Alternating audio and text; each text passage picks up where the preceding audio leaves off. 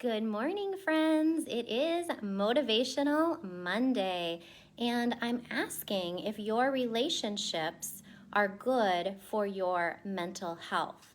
May is Mental Health Month, so the next couple of Mondays, I'm going to cover some topics related to mental health. And today, I'm going to introduce you to a term called gaslighting. It is important for you, my wish for you is to be loved without conditions.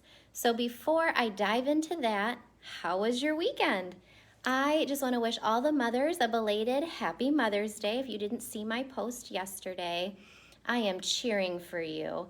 It is a difficult job being a mom, and for those of us that are blessed by the task, congratulations, and just keep swinging. It is one day at a time when you are a mom.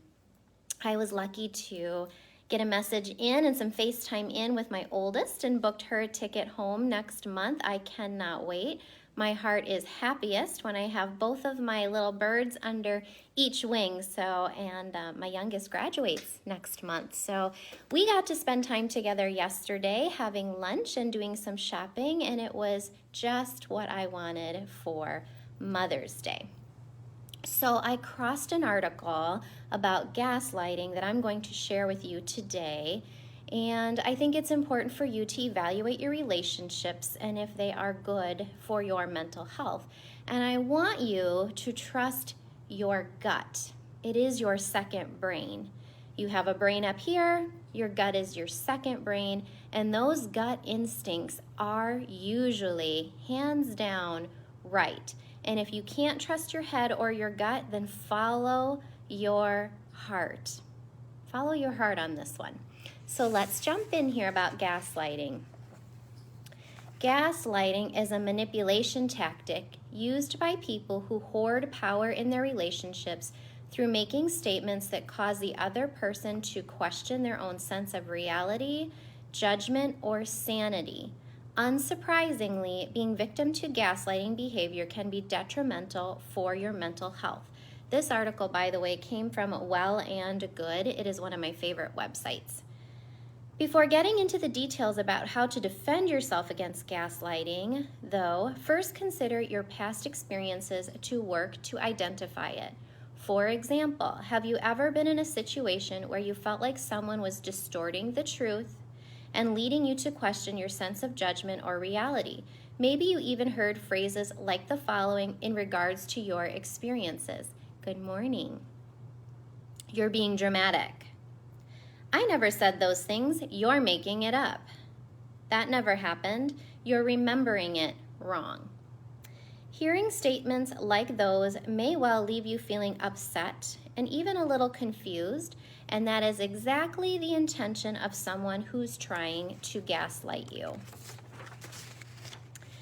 As for why someone may act this way, a variety of potential reasons may be at play.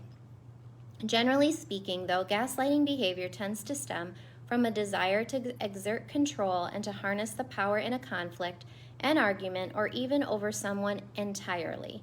There's nothing worse than being in a friendship or relationship with someone who's manipulative, but there are ways to defend yourself against gaslighting behavior so it never even takes hold, and here is how.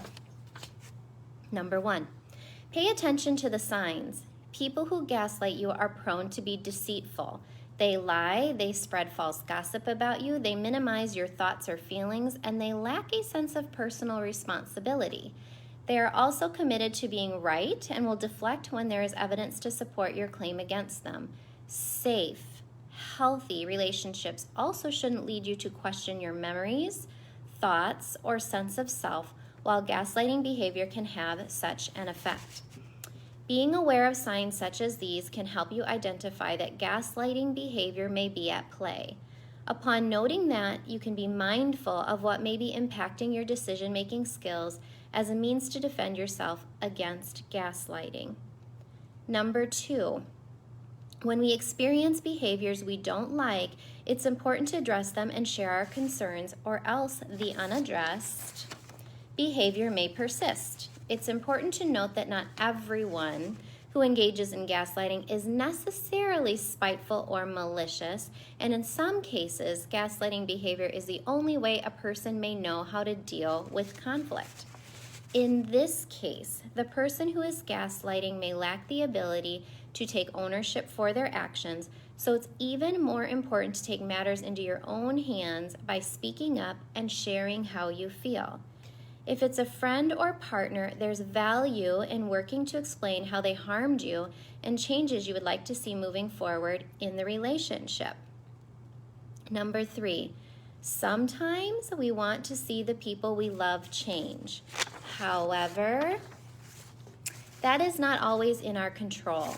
People have to choose to change. Generally, when you are in a relationship with someone who is abusive and engages in gaslighting, they may not want to give up the power they feel they have, which might result in you having to make the hard decision of choosing to let go. The quality of our relationships matter, and that includes our relationship with ourselves. Knowing this, work to grow comfortable with choosing yourself first. Let me read that statement again. Knowing this, work to grow comfortable with choosing yourself first. You have my permission. It's also important to know that sometimes noticing the signs of gaslighting, as well as doing the work of leaving relationships that involve gaslighting, can take time. Furthermore, the business of healing, growing, and evolving is often inclusive of hard choices. Always remember, dear one, that you can do hard things. Yes, you can do hard things. So thank you to those of you this morning that are on here. Thanks for popping on. I know I came on just a titch early today. I have a busy morning here at the shop. And I'm asking of you, if you don't mind, after I close this out and post it, please hit the share button. Someone you love may need this information today to make a hard decision to protect their mental health, or maybe they need to share it with someone else who needs to protect their mental health from a toxic relationship.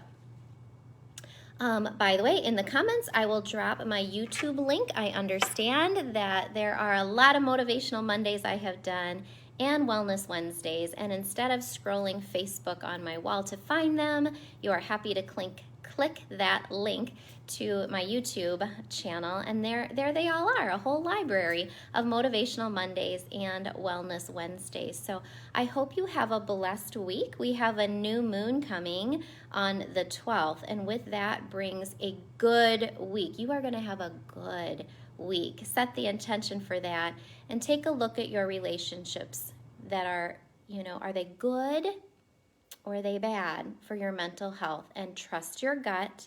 And again, it is my wish for you to be loved without conditions. I want that for my own daughters, and I also want that for you, dear one. So have a great week and happy Monday.